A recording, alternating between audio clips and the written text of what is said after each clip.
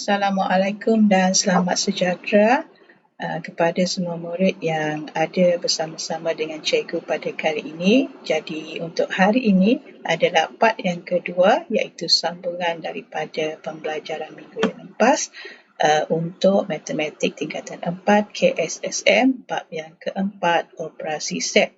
Jadi untuk kali ini standard kandungan ialah 4.2, iaitu kesatuan set.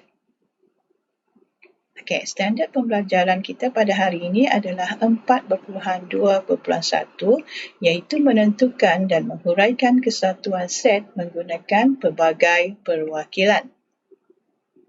Okey, dekat atas ni cikgu ada tuliskan simbol untuk kesatuan. Okey, jadi A kesatuan B adalah mewakili semua unsur dalam set A atau set B atau kedua-dua set A dan set B. Okey, gambar rajah yang cikgu tunjukkan ini adalah menunjukkan perwakilan untuk kesatuan. Okey, gambar rajah yang pertama ada 3 set, iaitu set A, set B dan set C. Jadi untuk A kesatuan B kesatuan C adalah ditunjukkan oleh lorekan yang berwarna di dalam kesemua set A, B dan C. Dan gambar rajah yang kedua menunjukkan kesatuan untuk set A dan set B, iaitu A kesatuan B, yang mana lorekan itu kita lorekkan dalam semua bulatan A dan juga bulatan B. Okey, katakan sebagai contoh ya, untuk set A diberikan unsurnya adalah A, B, kemudian set B unsurnya adalah E, F, G, dan set C unsur yang diberikan adalah B, E, F, H, M, N. Jadi untuk soalan A, apakah unsur bagi A kesatuan B? Okay, so A kesatuan B. Untuk kesatuan, kita gabungkan semua unsur yang ada di dalam set A dengan set B. Jadi kesemua unsur tu kita gabungkan dan kita senaraikan. Okey, so sebagai contoh A kesatuan B ialah A, kemudian B, E, F dan G. Okey, jika A kesatuan B kesatuan C, semua unsur di dalam set A, B dan C kita gabungkan. So, A kesatuan B kesatuan C akan jadi A, B, E, F, G, H, M dan N. Okey, walaupun murid-murid mungkin tertanya jika terdapat pengulangan unsur ya, contohnya di sini unsur E berulang sebanyak 2 kali, tetapi bila kita senaraikan kita cuma tulis 1 kali sahaja, iaitu E itu sekali saja kita tulis, tak perlu tulis 2 kali. Okey, untuk soalan E, berapakah bilangan A kesatuan B? So, sini kita telah senaraikan tadi. So, kita just kira ada berapa bilangan unsur. 1, 2, 3, 4, 5. So, N A kesatuan B ada 5.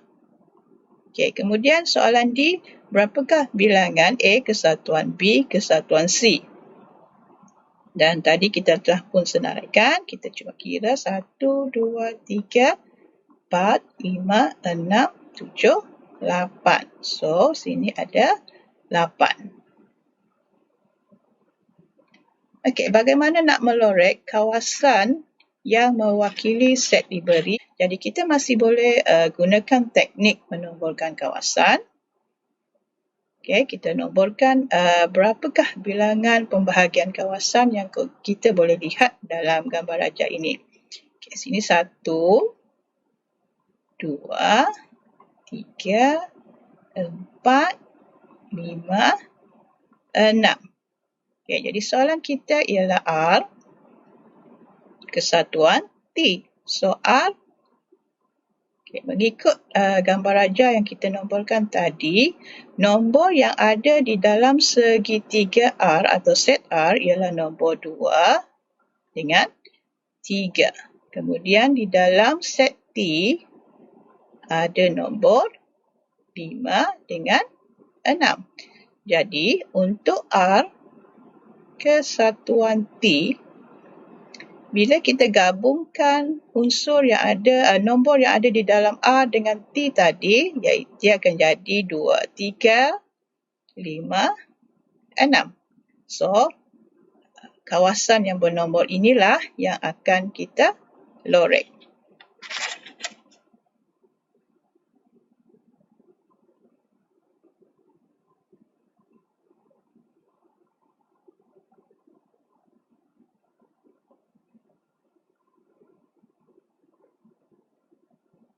Okay, so kita lorek kawasan yang bernombor 5, 6.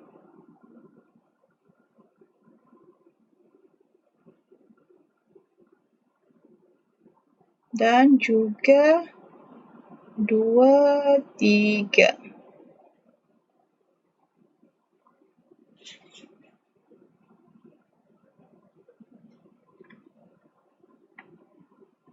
Okay, next. Lorekkan kawasan yang mewakili P kesatuan R. Okay, so kita letakkan dulu nombor dalam kawasan-kawasan ni. Ada 1, 2, 3, 4, 5. So, soalan ialah P kesatuan R. So, kita tengok apa nombor yang ada di dalam set P ialah nombor 1 dengan 2. Kemudian nombor yang ada di dalam set R iaitu nombor 4 dengan 5. Jadi kalau P kesatuan R, nombor-nombor yang dirangkumi ialah 1, 2, 4, 5. Okay, sebab kita gabungkan unsur nombor-nombor yang ada di dalam set P dengan set R. Okay, so ini adalah kawasan yang perlu kita lorek. Iaitu 1, 2,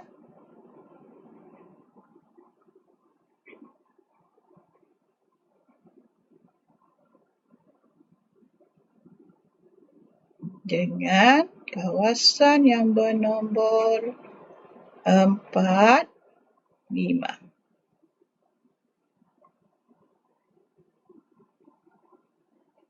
Okay, next ialah lorekan kawasan bagi set J kesatuan K kesatuan L. Okay, so kita seperti biasa kita nomborkan dahulu 1, 2, 3, 4, 5, 6. So, dalam J kita tengok ada nombor apa. Dalam J ada nombor 2, 3.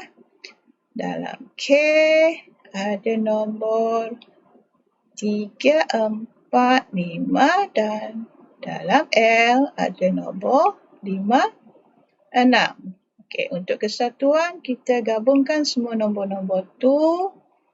J kesatuan K kesatuan L akan jadi 2, 3, 4, 5 dan 6. Okey, jadi nombor ni lah yang akan kita, kawasan ni lah yang akan kita lorek, iaitu 2, 3, 4, 5 dan 6. Okey, so ingat kalau kesatuan kita gabungkan semua unsur set yang berkenaan. Okey, seterusnya ialah standard pembelajaran kita ialah 4.2.2 iaitu menentukan pelengkap bagi persilangan set. Okey, pada pembelajaran yang lepas adik-adik dah pun tahu apakah yang dimaksudkan dengan pelengkap kan. So, konsep yang sama kita guna untuk kesatuan. Okey, so yang ni lorekan kawasan yang mewakili set diberi. Jadi, apakah pelengkap bagi set M kesatuan set N? Jadi, kita nomborkan dulu.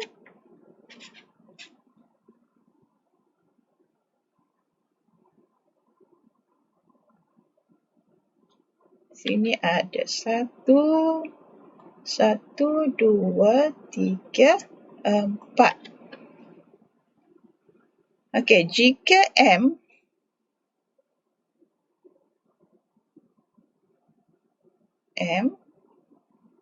kesatuan dengan N, so apa yang ada, nombor yang ada dalam M ialah 2, 3. Apa yang ada, nombor yang ada di dalam set N ialah 3, 4. Jadi M kesatuan N, okay, jika kita gabung nombor-nombor yang ada dalam M dengan N, dia akan jadi 2, 3, 4. Jadi nombor yang kecuali daripada 2, 3, 4 ialah 1. Okay, so M kesatuan N, okay, pelengkap bagi set M kesatuan N sama dengan 1. So ini kawasan bernombor 1 lah yang akan kita lorek.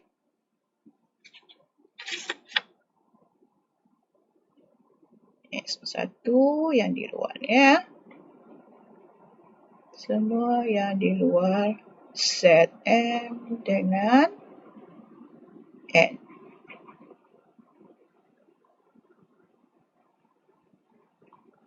Okay. Okay. Lorekan kawasan yang mewakili pelengkap bagi set Q kesatuan R. Jadi macam biasa kita nomborkan dahulu 1, 2, 3, 4, 5, 6. Right, jika Q kesatuan R. Okay, dalam Q ada 3, 4, 5 dan nombor ada dalam R ialah 5, 6. So, jika kita gabung akan jadi 3, 4, 5, 6. Tapi yang kita mahu ialah pelengkap bagi set Q kesatuan R. So, nombor selain nombor ni ialah nombor 1, 2.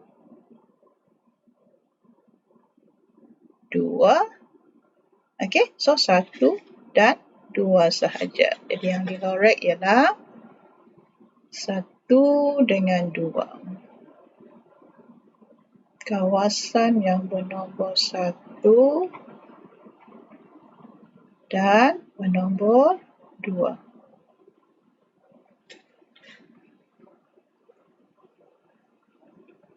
Okay, next, lorekan pelengkap bagi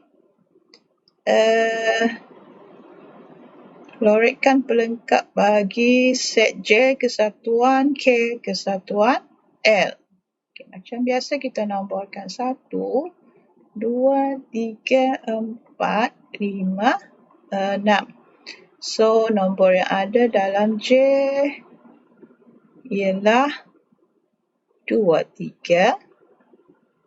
Kemudian nombor yang ada dalam set K ialah 3, 4, 5.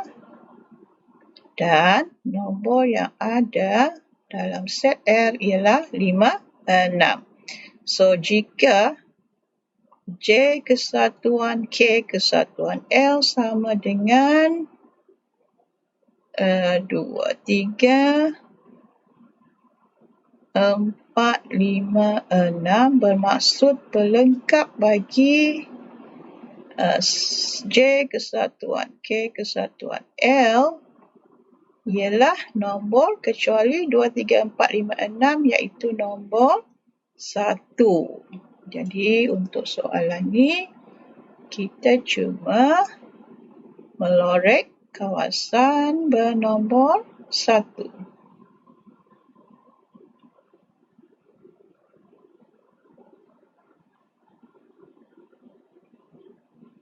Okey. Alright, next ialah standard pembelajaran 4.2.3, iaitu menyelesaikan masalah yang melibatkan kesatuan set. Okay, diberikan satu masalah ialah dinyatakan dalam sekumpulan 40 orang murid, 12 orang murid suka membaca dan menonton TV. Bilangan murid yang hanya suka membaca ialah 3 kali ganda bilangan murid yang hanya suka menonton TV.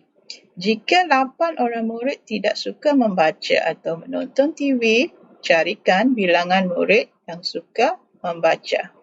Jadi selalunya untuk menyelesaikan masalah ini, kita mulakan dengan cuba untuk memahami masalah.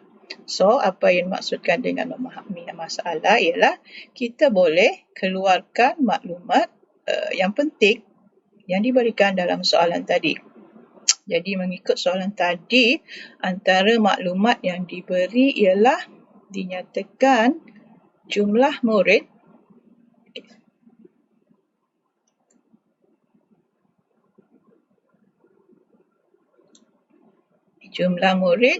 diberikan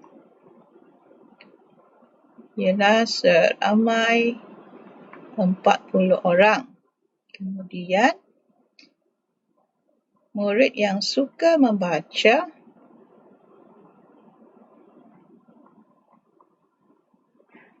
dan menonton TV ialah 12 orang. Kemudian, hanya suka menonton TV, kita wakilkan dengan X, dan hanya suka membaca adalah 3 kali X. So, kita boleh tulis sebagai 3X. Kemudian diberitahu tidak suka membaca atau menonton TV. TV ialah seramai 8 orang. Jadi soalannya ialah berapakah bilangan murid yang suka membaca. Di masalahnya ialah di sini kita hendak membuat pengiraan lah. Berapakah bilangan murid yang suka membaca. Okay, so di sini hint yang diberikan ialah cikgu ingin memberikan trik dalam soalan ni. Jika ada perkataan dan bermaksud ini adalah suatu persilangan. Dan jika ada perkataan atau, hintnya ini adalah suatu kesatuan. Okay, so kita pergi kepada peringkat yang seterusnya iaitu merancang strategi. Jadi kita tahu bilangan set semester dia keseluruhan ialah seramai 40. Kemudian bilangan M tu untuk membaca dan sedangkan T tadi ialah T untuk menonton TV ialah 12.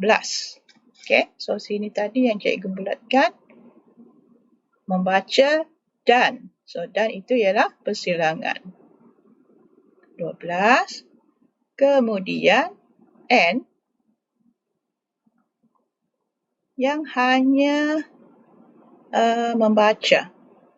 Okay, hanya membaca ada 3 kali X. Kemudian bilangan untuk yang hanya menonton TV ialah X. Kemudian bilangan M kesatuan T. Pelengkap bagi M kesatuan T ialah 8. Okey, apa 8 ni? Ialah yang tidak suka membaca atau menonton TV. So, tidak tu sebagai suatu pelengkap lah. Okey. So, kesatuan. Dan yang kita nak cari ialah berapakah bilangan yang membaca. Bilangan yang suka membaca. Okay, kita dah rancang. So, sekarang kita kena laksanakan strategi. So, daripada memahami dan juga merancang tadi, mungkin kita boleh draftkan di sini gambar raja. Untuk soalan ni mungkin lebih kurang berbentuk macam ni. Kita ada set M untuk membaca dan set T untuk menonton TV. Kenapa bersilang? Kerana tadi kita ada menyatakan bahawa suka membaca dan satu persilangan dan menonton TV tu ada 12. So 12 tu duduk di tengah-tengah ni lah. Okey, so yang hanya suka membaca ialah 3X dan hanya suka menonton TV ialah X dan baki 8 orang ni yang tidak suka membaca atau menonton TV. So lebih kurang macam ni lah kita draft. Okay, so daripada gambar ni kita bolehlah membuat hitungan. Okay, so maksudnya 3X tambah X tambah 12 tambah 8 mesti sama dengan set semester dia yang berjumlah 40. So sini akan jadi 4X tambah 20 sama dengan 40. 4X sama dengan 20 dan X sama dengan 5. Okey.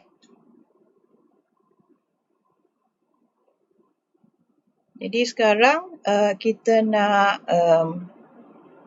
mengira berapakah bilangan yang suka membaca. Okey, so sini bilangan yang suka membaca iaitu M sama dengan 3X tambah 12. Jadi X kita gantikan dengan yang kita telah kira tadi, 5, so tambah 12. 15 tambah 12, so yang suka membaca ialah 27. Okey, cikgu ingin membuat satu perbezaan yang katakan beza hanya suka membaca dengan suka membaca. Okey, so dalam ni yang hanya suka membaca ialah yang 3X, kawasan 3X. Tapi untuk yang suka membaca kita ambil keseluruhan set M. Okay, jadi kesimpulannya untuk soalan ini, bilangan